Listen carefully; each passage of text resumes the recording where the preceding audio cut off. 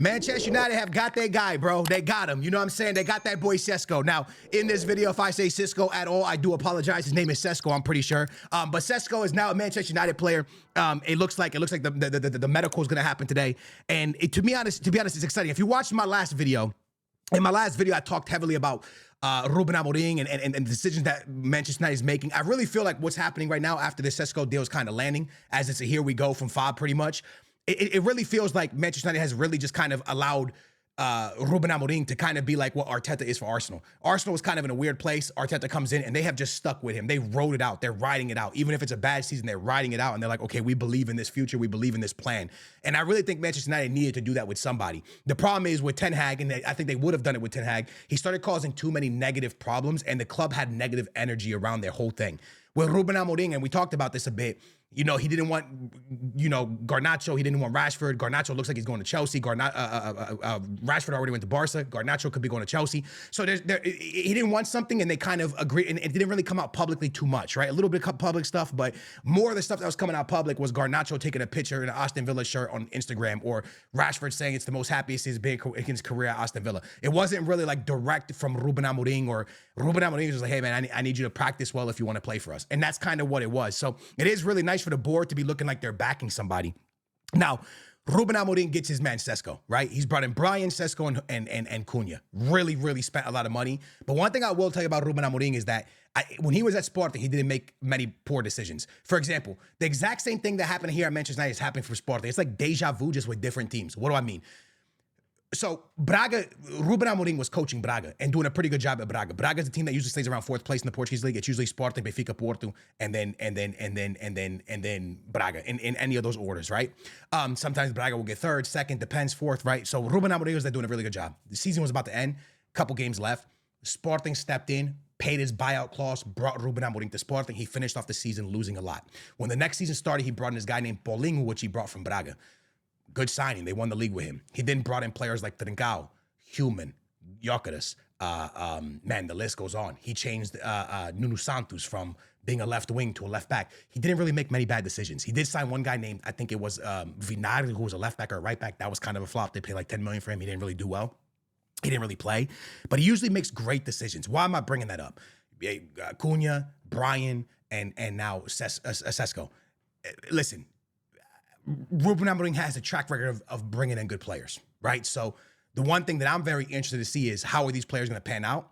Is Sesko polished enough to be a legit number 9 for Manchester United for years to come? Because I think Hojlund is a great player. I think Hojlund needs time to develop and time to really be more decisive in front of goal, be more of a number 9. And that's why Fob put out today that there's a potential that Manchester United is extremely open to allowing Hojlund to go on loan, and it looks like it might be AC Milan. This move I love. If Manchester United can loan out Hojlund without an option to buy, I really like this. The reason I really like this is he can develop, he can become what we think Hojlund can be, and then they can bring him back. If it's an option to buy, it's also a good move for Manchester United too, because if they really believe in Cesco. But if not, you can allow this Hojlund guy to really develop and then bring him back and maybe have a duo, a partnership of Cesco and Hojlund. The problem is,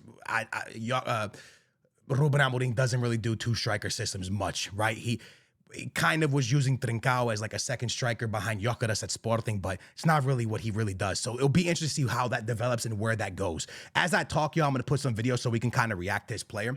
Cesco, for me, again, is a phenomenal number 9.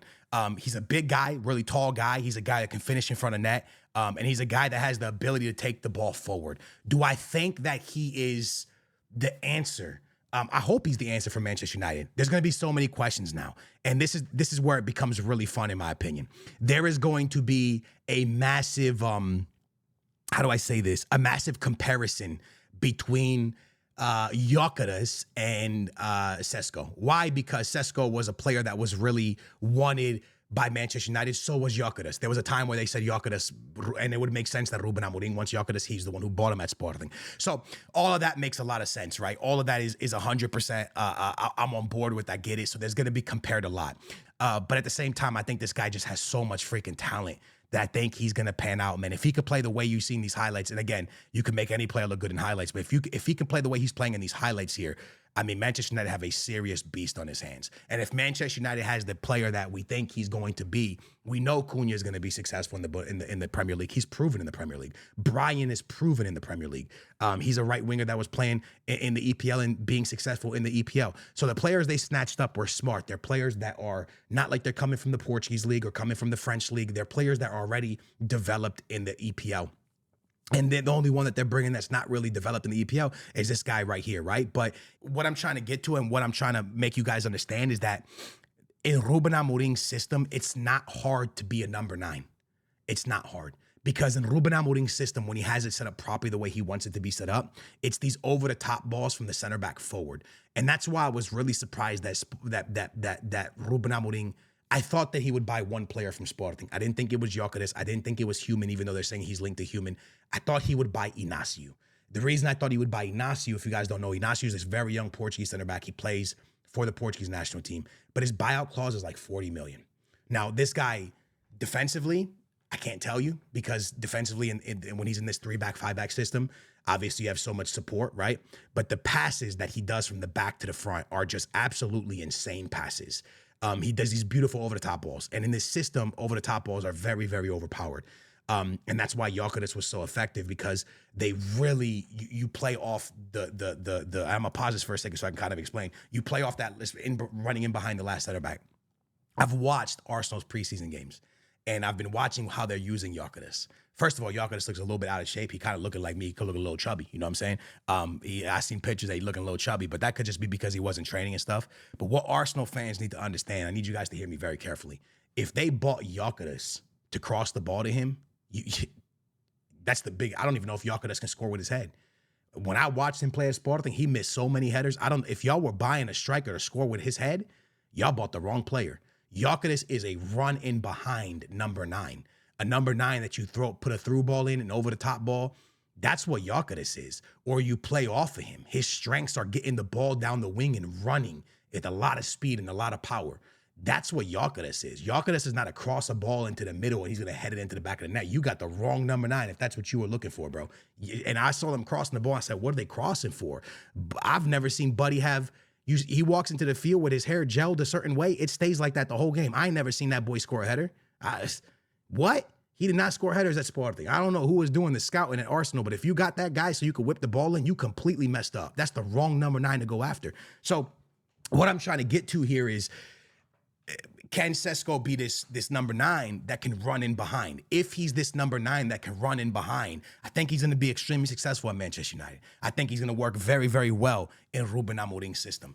But if it's not that, then I'm not really sure how it's going to play out. But I am very, very much impressed with Manchester United's transfer window. I said it in my last video. I'll say it again. They may have had the best transfer window outside of Liverpool. For a team that was in 15th place, to get the type of quality of players that they got and the way they completely transformed their front 3. Lads, you're going from pretty much Garnacho, Hojlund, and maybe Ahmed if he was playing, to now go, if he was playing and he's still going to be playing, to going to Cunha. You're going to have Ahmed in the mix, Sesko, and Brian. This is completely night and day. This is a completely different front 3. Manchester United had a hard time putting the ball in the back of the net. I'm going to say this, and this might sound kind of crazy to y'all. This might be the best front guys that Bruno Fernandes has played with since the time he played with Marcus Rashford and Cristiano Ronaldo, right? And that wasn't a Ten Hag, so it doesn't really count. Since Bruno Fernandes has been at Manchester United, this might be some of the best guys he's had in front of him, which might elevate the way he plays and the way he performs, which is just a W. This could bring the best out of Bruno Fernandes. This could be bring the best out of Manchester United. So I am excited for the Premier League this season. I'm excited to watch Vorts at Liverpool. I am extremely excited to watch Manchester United with all these new signings. I'm excited to watch Arsenal and see if Gyökeres is going to flop or if he's going to be a dub in that league. So I'm excited. I'm excited to see what the heck is going to happen to Man City. They're a team that's forever been dominated, and now they kind of look like Club World Cup. They didn't look good. We're going to have to see what happens. But the Premier League is, for the first time in a long time, it just looks like many teams are exciting rather than just 2 or 3. And I'm very, very excited. Chelsea, promising team. won the Club World.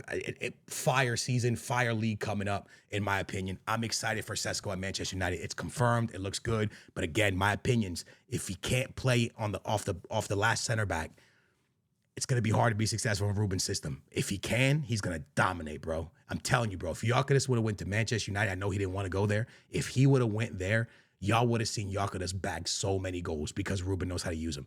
If you're going to whip the ball into Gyökeres' head, Arsenal, bro, you spent the wrong money on the wrong player. You got to put the ball into him and let him run on it, bro.